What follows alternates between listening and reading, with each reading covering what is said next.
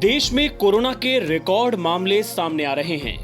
पिछले कुछ दिनों से लगातार 90,000 से ज्यादा मामले सामने आने के बाद केंद्र सरकार हरकत में आई है। शुक्रवार को भी कोरोना के 96,551 नए केस मिले हैं। केंद्र ने अब सभी राज्यों से कहा है कि रैपिड एंटीजन टेस्ट में नेगेटिव पाए गए लक्षण वाले संदिग्धों का अनिवार्य रूप से फिर से टेस्ट कराया जाए। संदिग्धों का दोबारा टेस्ट RT-PCR से करवाने को कहा गया है, जिससे कि कोई भी पॉजिटिव केस छूट न जाए। केंद्र की एडवाइजरी ऐसे वक्त में आई है जब कोरोना के 60% नए मामले केवल 5 राज्यों से सामने आ रहे हैं। स्वास्थ्य मंत्रालय के सूत्रों के अनुसार केंद्र का जोर ज्यादा से ज्यादा कोरोना टेस्ट पर है, खासकर ऐसे राज्यों में जहां पॉजिटिविटी रेट काफी ज्यादा है। देश में रिकॉर्ड नए मामले तो सामने आ ही रहे हैं, मौतों का आंकड़ा भी अब डरा रहा है।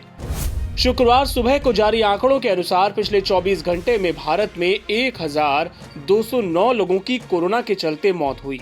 इनमें से 69% मौतें केवल 5 राज्यों और केंद्र शासित प्रदेशों में हुई हैं।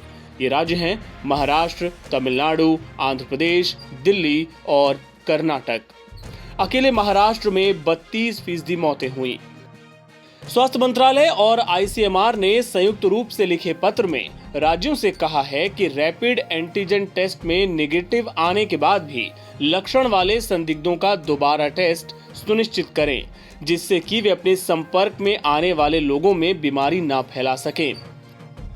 राज्य सरकारों को लिखे गए पत्र में यह भी कहा गया है कि रैपिड एंटीजन टेस्ट का इस्तेमाल फील्ड में टेस्टिंग बढ़ाने के लिए किया जाए, लेकिन RT-PCR कोरोना टेस्ट का सबसे बेहतर तरीका है।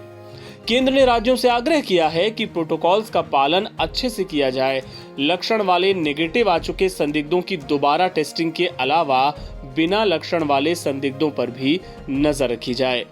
इसके अलावा सरकार पहले ही ऐसे लोगों को आगाह कर चुकी है जो कोरोना के लक्षण के बावजूद टेस्ट नहीं करवा रहे हैं।